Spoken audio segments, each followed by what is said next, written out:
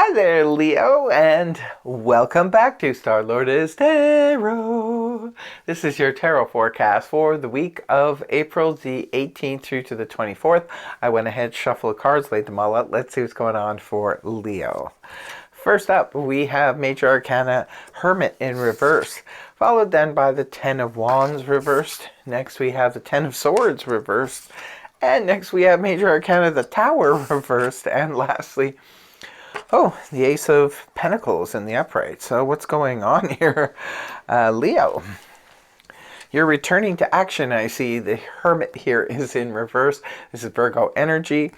For some of you, you were maybe in Hermit mode where you were just sort of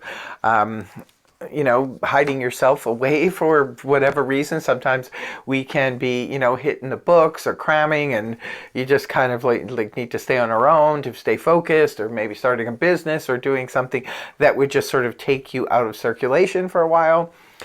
Some of you could have been contemplating something, researching something. When the card is reversed, this is where that time has come to an end, and it's time to come out of the shadows and re-emerge and get back to the land of the living, because you're dropping your burdens. Right at the beginning of the week, we've got the Ten of Wands in the reverse position. This is where we have been carrying a heavy load. It's been too oppressive, whether it was an oppressive relationship, whether it was an oppressive work situation, friendship, house situation, whatever was going on. Remember, it's just a general read. So whatever was going on that was putting too much on your plate, Leo, it looks like the time has come to release it. Now, somebody could be coming along releasing you from these duties. It could be, say, for example, when we were taking on something extra because we were looking after, our parents' home when they were out on vacation somewhere. We had to look after their cat and take in their mail and do all this extra stuff. Well, now they have returned and we don't need to do that anymore.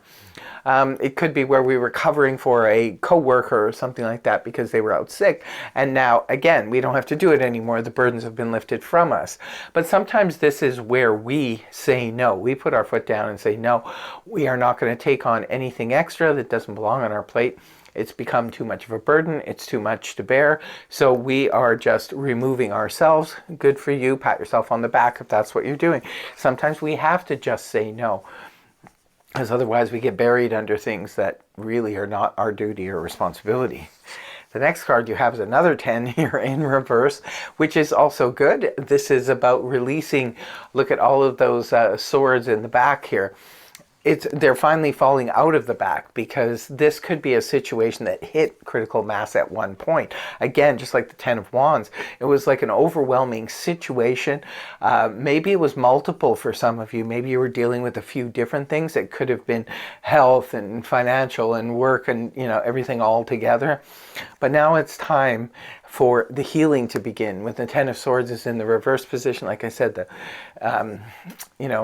hurt becomes a little bit less. For some of you, this is something that happened a while ago and you're just kind of recovering from it now. For others of you, this could have been a recent situation, maybe from last week or something. But your overburdenedness is being let go of. And as a result of it, we move on to the Tower now in reverse. This is about being able to sidestep what could have been a bad situation. It makes a lot of sense, actually, with the Ten of Wands here. Some of you perhaps were doing too much physically, and if you had kept on like that, you could have really seriously hurt yourself. Or if you had come back from a recuperation too soon and were doing too much too soon, you could have caused a Tower in the upright position. It's in reverse, indicating that whatever happened here, whether life released you from these burdens or these problems, or whether you yourself sort of stepped up and just said no, it brought you to a place where you no longer have to worry about that big boom coming down on you.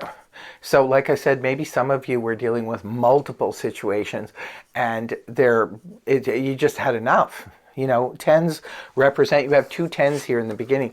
Tens represent the end, where you can't go any, it's the end of the road. So now that the cards are in reverse, it looks like you've managed to sidestep what could have been a disaster had you keep going, in the upright position. So good for you guys. If you guys got yourself out of this situation, power to you, because you avoided what could have been a really bad disaster.